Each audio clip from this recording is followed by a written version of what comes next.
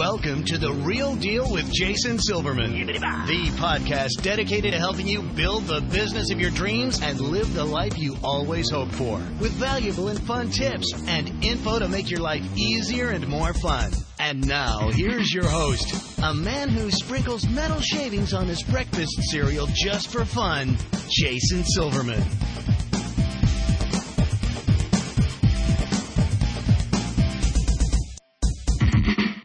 Hello, everybody, and welcome to The Real Deal with Jason Silverman. I'm your host, Jason Silverman, and I'm thrilled to share some time with you today. As you know, I'm always on the hunt for interesting as well as super smart real deal guests, and I got to tell you, today's show is a grand slam.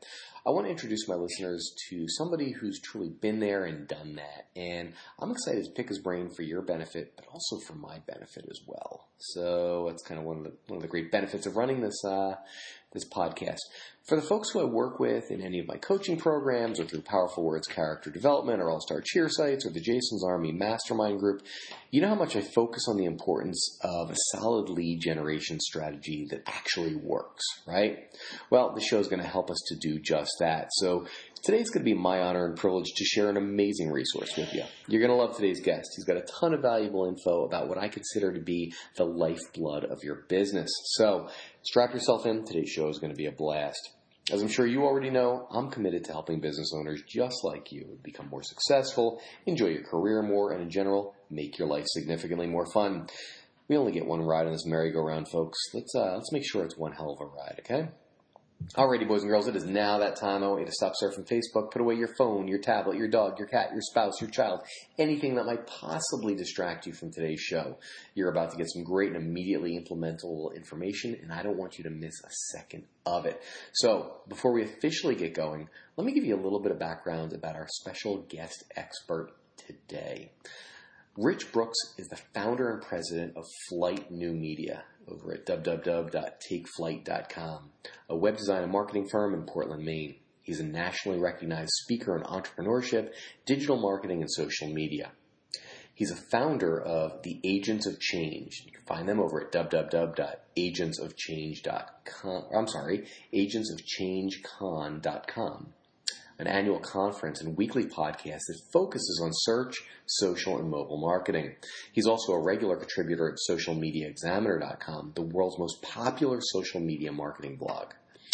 He's the tech guru on WCSH Channel 6's evening news show, 207, and teaches web marketing and social media courses for entrepreneurs at the University of Southern Maine's Center for Continuing Education. Most certainly, The Real Deal. Rich, welcome to The Real Deal. I'm thrilled to have you today. I'm glad to be here, Jason. Thank you so much. Pleasure is mine. Listen, before we get started, for those who haven't had the opportunity and pleasure of meeting you or hearing you speak or taking any of your classes, do me a favor, share your story with my listeners. What are you passionate about? What makes you tick? Who is Rich Brooks? Those are some deep, deep questions. Let's just say that I have been designing and building websites for the past 20 years. And when I say I actually stopped doing it quite some time ago. I had started what I call now a digital agency back in 1997 and have been, started with web design. Then I got curious about search engine optimization. From there, I moved into blogging and then social media, webinars, email marketing, all of these different tools, mainly because I never went to business school. So I was always, feeling like, oh my God, I don't know how to run my business. I don't know how to do any of these things. So I just found myself in a place where technology was really starting to become more of a bridge between different people and was able to take advantage of that and just kind of in the right place at the right time and had a passion for this sort of thing. And being a small business owner, I know that really leads are the lifeblood of our business. So as I continue to grow and hire people who are much more talented than I was in design and development, it really fell to me to generate enough business for them. So that's really when I became fascinated about, well, how do I rank higher at the search engine when somebody does a search for me? Or how do I stay in front of people? Or how do I build a website that converts higher? So those things in my work life, at least, really became passions for me. And that's what I've been talking about for nearly 20 years now. Well, that's fabulous. That's absolutely fabulous. So you just told me you've been doing this for almost 20 years. So tell me this, what would you say are some of the biggest takeaways you have from working with so many different types of businesses? that although every business is unique, there's so much similarities between us. And, I tend to focus primarily on small businesses and nonprofits as well, as long as there's an entrepreneurial spirit there. And what I would say is that everybody needs to have a website. I think that's a no-brainer. The website these days needs to be mobile friendly. And what you're looking to do is to appear high in the search engines, drive people to your website, and then get them to make a buying decision. Now, that buying decision may be registering for a class. It could be about filling out a contact form, or it could simply be about getting on your email list. And I feel that for a lot of your audience, that building their email list should be one of their top priorities when it comes to online marketing. That whatever they're doing on Facebook or Twitter or Snapchat, those are just feeders to get them to the website and then get people to either buy now or sign up for their email newsletter. Those are like the two biggest things that they should be focused on. Amen. Love it. All right. So what should entrepreneurs keep in mind when they're developing their digital marketing plan or their web presence? One is really to have a good understanding of who your ideal customer is. Is it a mom? Is it a high school student? Is it a type of athlete? Who is your ideal avatar when it comes to getting in front of somebody? And then with that knowledge, then you start building out your website. It's a little bit more complicated than that, but if we only have 15 or 20 minutes, we'll just say it's time to build out your website. And a lot of that comes down to making sure that you're answering all the questions that somebody may have when they would talk to you face to face. So, certainly things like hours and classes and events and birthday parties and all those sort of things that you'd want to have on your website. And I'd also probably just be creating as much content as possible. We go to the web because we have a problem or a question or a need, and your website serves the person who's arriving. So you want to make sure that you provide them with all the information in a visually pleasing way, and that they can quickly make a decision, whether it's to sign up for an email newsletter, whether it's to pick up the phone, whatever it may be. And that really is the purpose of your web presence. Everything around that, all of your social media platforms, are just there to kind of give people a warm feel about your business and drive traffic to your website. Say more, if you would, and I really like that answer, by the way. Say more about creating content, because I've been harping on this probably for the last 5 years in the after-school world. A lot of folks are really starting to get it.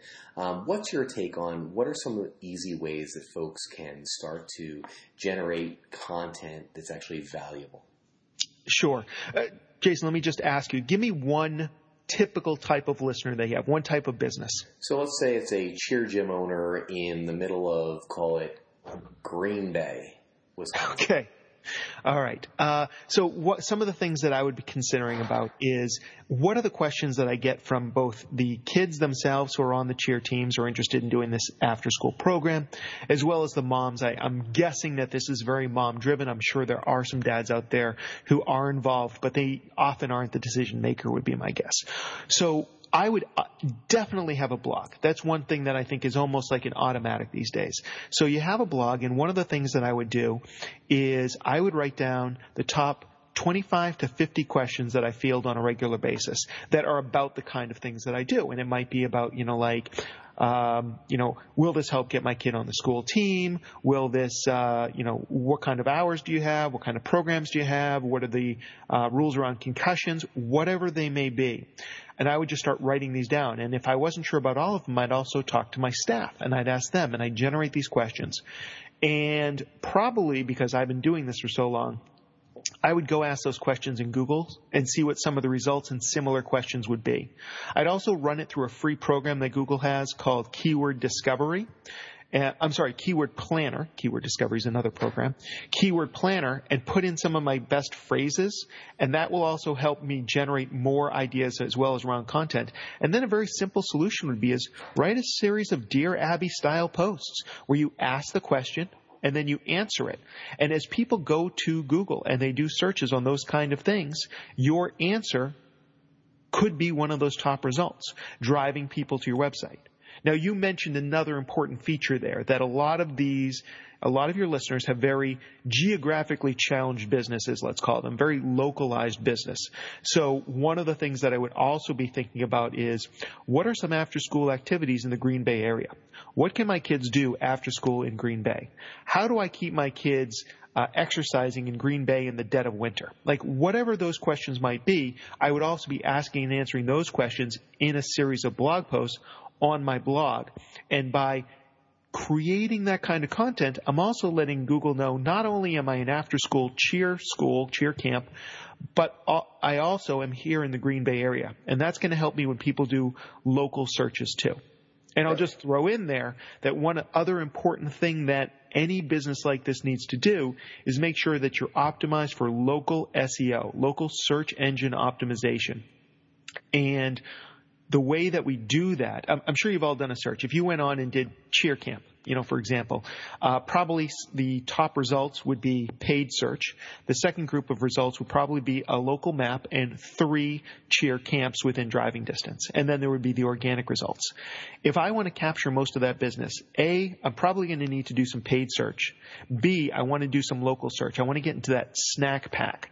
And so there's a tool out there by a company called Moz, M-O-Z.com, where basically I can find out how well I rank for local search. And it will take me through a process of making sure I'm listed in all the local directories and that my information is consistent, that my NAP information, name, address, and phone number, is consistent on my website, consistent across all these different directories, and it's going to tell me where it's inconsistent or duplicated or missing. And then I have the choice of either going in manually and fixing all that information myself, or there's a service that can take care of that for me. So that's another very critical piece for your particular audience. Got it. Okay, so tell me this. What would you say some of the changes you've seen or that you actually are predicting that are coming when it comes to digital marketing? Well, obviously, mobile is one of the biggest changes that's happened in the past few years and will continue to evolve. And I think as consumers and smartphone owners, we see that, right? We're using our phones all the time. I did a presentation at my recent conference here in Portland, Maine, about the changes in mobile and what's happening. And we understand that we use our mobile phone for everything. And yet, as small business owners and marketers, we often forget that. So the number one thing is you need to have a mobile-friendly website.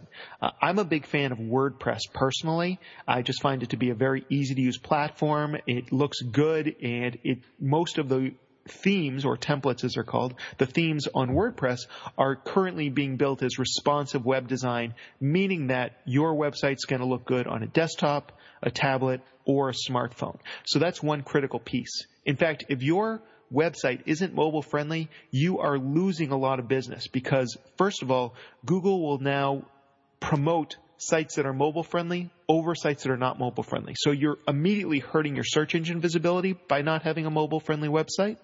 And the other thing is, when people get to a website on their smartphone that is not mobile friendly, they're more likely to just leave that website and go to one of your competitors. So if they're doing some research on their phone or their tablet and it's not a good experience for them, you've just lost that customer for life. So mobile is critically important for sure. Absolutely. 100% agree on that. All right. So what's one thing that you know now that you kind of wish you knew when you started this whole crazy journey? Well, I think we talked about it a little bit before, but I'll just kind of hammer home the point of list building. So if I run a cheer camp, or cheer, what did you call it? Cheer gym. Cheer gym. If I'm running a cheer gym, one of the things that I know is that there's going to be a certain amount of churn over the years because kids are going to age out of it, but there may be siblings. And what I want to do is I want to get everybody who physically comes into my gym or comes to my website to get on my email list, because I'm guessing that besides just having like regular cheer groups in there, that I might have other events going on, maybe some birthday parties, maybe some tumbling things. Depends on the type of gym that you're running there. So I want to get everybody onto my email list so I can continually remind them in a non-annoying way that I've got an opening, that there's this, that we're available for birthday parties, that you can rent out our gym for all these other things. And I want to make sure that I have a limited resource here in that I can only rent out my gym 24/7, 7 days a week, and probably less than that. I want to make sure that I'm booked as solidly as possible. So if maybe once a week or once every other week, I send out an email to my audience telling them something about, something new in the gym, in the cheer world, or something about the gym or something of local interest, as long as I'm providing value, they'll stay on my list. So on my website and in my gym, I'm going to do everything I can to get people to opt into my email list. I'm not talking about a bot list. I'm not talking about spamming anybody. I'm talking about creating valuable content. And these days, emails are not like long newsletters like they were maybe 5 or 10 years ago. They're usually just transitionary pieces, meaning you have given me access to your inbox, probably the most valuable piece of real estate on the internet. So I'm going to hit you with some really easy to digest information and hopefully give you a reason to come visit my website or some other landing page or something where then we can start doing business together. So I would say that one of my number one priorities is to build my email list naturally with the type of people who would be my customers and clients. Brilliant. Absolutely brilliant. All right. What would you say, and I always find this is a great way to kind of see which direction we should be heading in. So what are some of the biggest mistakes you've seen entrepreneurs and marketers making in regard to their digital marketing? Oh, man, that list could go on forever. One of the things is we make the mistake that our websites are about our business. And they're not. They're about our clients. So one of the biggest things that I see is I get to somebody's homepage and it's actually the content that should be on the About Us page. Your homepage is very often the number one thing that people see. So what is the information that they need? Maybe they need directions. Maybe they need to know your hours. Maybe they need to know your pricing. Maybe they need to know about some upcoming scheduled class. Maybe you have different audiences, so you need to quickly get information in front of multiple people. These are some of the things that you need to think about. So you want to make sure that your website is really about somebody else, not about your ideal customer, not about yourself. Sites these days, like I said, need to be mobile friendly. They also need to be fast loading. So a lot of times we have these giant images on our website, which is great because people love big images. It gives them the sense of the size of the gym or whatever it is that we happen to be selling. But if we haven't optimized our site for speed, that's actually something that has a double negative effect on us. First of all, Google especially, which is really the only search engine out there, Google is penalizing sites that are slow loading. That's one of the variables in the algorithm. So the faster your site loads, all of the things being equal, the higher you'll rank. So that's one thing to keep in mind. And the other thing is, if people are on a slow connection or they're in a part of town that doesn't have great cell reception and they're on their phone, they're not going to wait for everything to load up. If it doesn't load up in a few seconds, they're just going to hit the back button and go somewhere else. So that's another mistake that I see entrepreneurs and small business people making all the time. Totally makes sense. I love this. All right. It is time for our resource of the week. So, Rich, tell me this. How can my listeners find out more about you and how you go about helping entrepreneurs to succeed? Sure, absolutely. Well, since you've got a number of podcast listeners as your audience, I'm going to first throw out the fact that I have a podcast. So if you find this digital marketing stuff interesting, you can check out our podcast. It's called the Agents of Change podcast. And I apologize, Jason, because I gave you the domain we had for the first few years, but we just changed it 2 weeks ago. So our new domain is theagentsofchange.com. And if you go in there, you can basically check out our podcast and see all the other cool stuff we're doing. And if you just want to start a conversation with me, I am the Rich Brooks on Twitter and just about everywhere else. And if you want to talk to me about agency stuff, you can head on over to our corporate website at TakeFlight, and that's FLYTE.com. TakeFlight.com. I'm just updating this for the show notes so that we can make sure that if you're streaming this directly from the show notes, you can click right through right there. All right. I always like to end my podcast with an important question. So if you could give business owners just one solid piece of advice to either help their business or, more importantly, to help them live a better, more balanced life, what would that piece of advice be? I cannot help with a balanced life, so you're on your own on that one. I would say that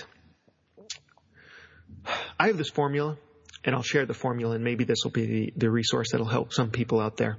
I always talk about, what's the least amount of digital marketing you can get away with and still succeed? And I've kind of coined this phrase called the BARE essentials of digital marketing, and so I'll share that with you right now. BARE is an acronym, BARE, and it stands for build, attract, retain, and evaluate. You need to build a website that has the elements that we talked about today. You need to attract people through search engine optimization, social media, and digital ads. You need to retain their attention after they've left your website. The best way to do that is with email marketing, but there's also retargeting, which is an advertising opportunity, and social media, getting people to like and follow and link in with you. And then finally, you need to evaluate using tools like Google Analytics to find out what's working and what's not working in your digital marketing. And if you do an element of each of those 4 things, you are going to succeed online. I love that. Fabulous. Rich, thank you so much for joining me today. I know how busy your schedule is, so it means the world to me that you share some of your time and a whole bunch of your wisdom with me and my listeners today. Thank you. My pleasure. Thank you. Folks, that's all the time we've got today. Thanks so much for tuning in to The Real Deal with Jason Silverman. For more info about private coaching or to see if you benefit from one of my mastermind groups, go on and visit me over at www.jasonmsilverman.com. I look forward to helping you achieve the success that you truly deserve. Until next time, let me leave you with this. Get out there and be the real deal. Set a goal, make a plan, work like hell towards it, and achieve the success that's waiting for you. Now's the time. Get out there and make it happen. This has been Jason Silverman, and I hope you have a spectacular week. You've been listening to The Real Deal with Jason Silverman. To access the great resources mentioned in the show and for information on coaching and mastermind group opportunities with Jason, please visit jasonmsilverman.com.